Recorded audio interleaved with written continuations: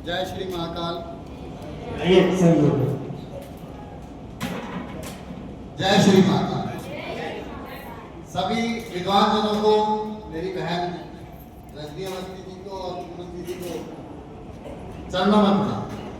और मैं एस्ट्रो कमल कुमार अग्रवाल दिल्ली से, वैदिक ज्योतिषियों और महाकाल का भक्त, ये मेरा परिचय है। अपने बारे में कम बात करता हूँ, ज्योतिष के बारे में ज्यादा बात करता हूँ, ये कमी है। ज्योतिष है क्या, पहले वो समझना पड़ेगा। प्लीज शांति से सुन लीजिए, 5 ही मिनट लूंगा, ज्यादा नहीं, लेकिन कोशिश यही करूंगा कि कुछ अच्छा करूं। ज्योतिषी वो होता है जो अंधेरे में ज्योति जला दे, अंधेरे में ज्योति जला दे और हमारे यहाँ आने वाले को रास्ता दिखा दे, इसको ज्योतिषी कहते हैं। इसके साथ साथ कुछ बच्चे हैं, कुछ बड़े बड़े विद्वान हैं, उन सभी को मैं प्रणाम करना चाहता हूं और सभी को बधाई देना चाहता हूं। बधाई किस बात की कि हम ज्योतिष जैसा पवित्र काम करते हैं। मेरी नजर में इससे ज्यादा पवित्र काम है ही नहीं।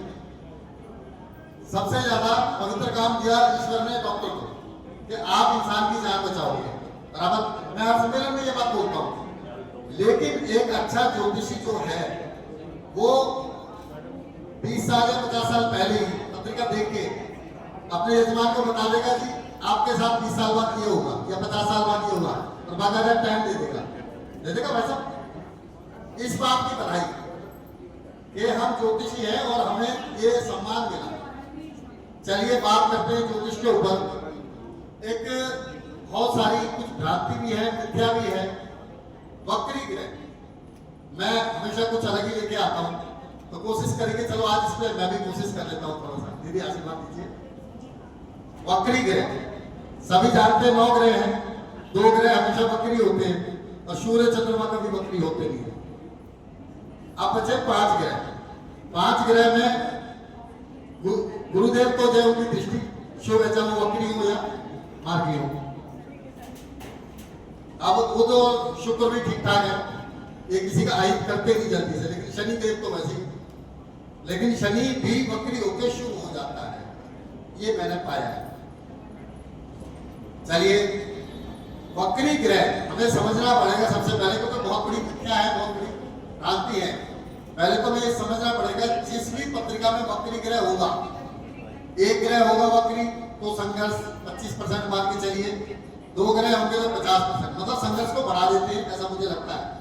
हालांकि वक्री ग्रह अपने आप में बल रखता है, बहुत बलवान होता है वक्री ग्रह, लेकिन जिस भी भाव का वो मालिक है, उस भाव से हमने देखा कि वो संघर्ष दे रहा है।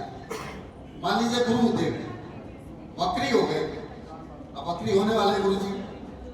अब गुरु जब भी वे वक्री होंगे तो 2-3 चीज आपको देखने को मिलेगी। गुरु कारक है संतान के, धन के, शिक्षा के और पेट के। पेट से संबंधित समस्याएं उन लोगों को नजर आएगी जिनके गुरु पत्रिका में वक्री है, ऐसा मैंने पाया है। माताएं बहनें हैं, जिसमें खासकर बहनें हैं, उनके विवाह में दिक्कत बड़ी आती है। और धन की समस्या कई बार देखी गई है, वक्री ग्रह है तो धन की समस्या होती है, लेकिन आता है, धन आता है, वक्री ग्रह की खासियत है। दूसरी, वक्री ग्रह जो है वो ऐसे मान के चलिए कि एक एग्जांपल है कि 2 ट्रेन साथ में जा रही हैं, एक धीरे है, एक इसकी स्पीड कम है। जिसकी स्पीड ज्यादा है दूसरी ट्रेन को लगा के वो पीछे जा रही है, लेकिन वो पीछे नहीं जा रही है, वो जा रही है आगे जा रही है, साथ ही चल रही है। तो वक्री ग्रह स्लो होने के कारण वो वक्री हो जाता है, दूसरी तरफ जाना, लेकिन वो पीछे कोई भी ग्रह नहीं जाता। वक्री होने के बाद फिर वापस मार्गी होता है। दूसरा, सूर्य देव से जब भी, क्योंकि सूर्य राजा है, मैं लॉजिकल बात बता रहा हूं, समझ आएगी जरूर। सूर्य से 147 डिग्री पे जाके गुरु और शनि वक्री हो, बुध 27 डिग्री आगे जाके वक्री हो जाते, और शुक्र जो है 47 डिग्री जाके वक्री होते, ऐसा मुझे लगता है और पाया है। शनिदेव वक्री होकर थोड़ा बल बढ़ जाता है शनिदेव का, लेकिन दृष्टि में फिर भी कहीं ना कहीं मतभेद है, परेशानियां हैं शनिदेव की। और गुरुदेव की दृष्टि में अमृत है, वो वक्री होकर भी कहा नहीं वहां का भला करें, ये पक्का है। लीजिए कोई ग्रह चौथे घर में वक्री हो गया तो वो चौथे घर का भी फल दे रहा है और पांचवें घर का। ऐसा पाया है। एक एग्जांपल लेते हैं, चलिए मान लीजिए कर्क लगन की पत्रिका है और चौथे घर में शुक्र वक्री हो गया। अब चौथे घर में शुक्र वक्री है और हमारे पास जातक आया, हमने कहा जी आप तो माला माला जाओ तो 20 साल की दशा आने वाली है, तुला का शुक्र है, बढ़िया फल देगा। अब दशा आई जातक की, वक्री ग्रह ने क्या करा, वो पीछे का भी फल दे रहा है और आगे का भी दे रहा है। आते ही हमने तो उसको बताया कि भाई तेरी प्रॉपर्टी बन जाएगी, 20 साल मजे करेगा, लेकिन हुआ क्या, शुक्र की दशा लगते ही तो पहले वाली प्रॉपर्टी वो नहीं बिकती। अब क्या हुआ, हमारी कैलकुलेशन कहीं ना कहीं गड़बड़ कर दी। ये समस्या होती है वक्री ग्रह में खासकर, और मैंने पाया मैं कुछ शोध रिसर्च भी कर लेता हूँ। अब शुक्र में शुक्र लगा, इतना कष्टदायी होगा कि आदमी तौबा कर जाएगा और उल्टा गाली भी देगा, ये भी पता है। लेकिन चौथे घर में बैठने के कारण वो चौथे घर का फल नहीं देगा और अपनी ही दशा में मीडियम है, शुरू में नहीं देगा, मीडियम दशा में बहुत अच्छा वो रिजल्ट देगा। क्योंकि दृष्टि तो अच्छी है, साथ में जहाँ बैठा है सुख भाव में बैठा, सुख भी देगा। शनिदेव पे आ जाते हैं। शनिदेव के बारे में पाया है, हम लोग काफी परेशान देखते हैं जातक को, जी मीन राशि पे भैया लगी है, 7.5 लगी है, मेष राशि पे 7.5 लगी है। आप एक चीज देखना, जिन लोगों की पत्रिका में 7.5 चालू है और शनि वक्री है तो ये वरदान है उनके लिए। ये शनिदेव के बारे में खासियत है कि अगर 7.5 किसी जातक को लगी है और शनि उसकी जन्म पत्रिका में 6, 8, 12 में नहीं है, केंद्र में त्रिकोण में है, वक्री है, तो 7.5 उसके लिए वरदान साबित होगी, ऐसा मुझे लगता है।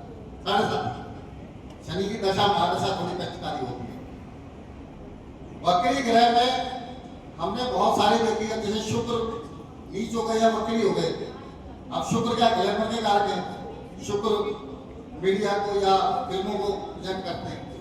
जिस समय शुक्र वक्री हो जाए उस समय आप ध्यान दीजिए, कई स्टार जो हैं वो खुद ही फंस जाते हैं, बेचारे फंस जाते ना। कई बार देखा आप लोगों ने कि जिस समय शुक्र वक्री हुआ है उस समय देखो किसी महिला ने किसी पुरुष को फंसा गया या फंस गए अपनी गलती के कारण। ऐसा वक्री ग्रह देता है, ऐसा होता है, ऐसा मैंने देखा है। ये रिसर्च का विषय है। तो वक्री ग्रह के बारे में हमने यही पाया है कि जहां बैठा है वहां शुभ है और कहीं ना कहीं 3 ग्रहों के वो मालिक है। अब 5 में से बुध, शुक्र और गुरु, शनि, मंगल, ये 2 घरों के मालिक होते हैं। तो उन घरों में जो 2 घरों के मालिक है, 3 घर के वो मालिक है, वहां कहीं ना कहीं परेशानी देखने को मिलेगी। और जहां ग्रह बैठा है, जहां पे वक्री ग्रह बैठा है, वो जगह का वो भला करता हुआ पाया। ऐसा मैंने सर्च और रिसर्च में पाया है। बाकी तो जय श्री माता।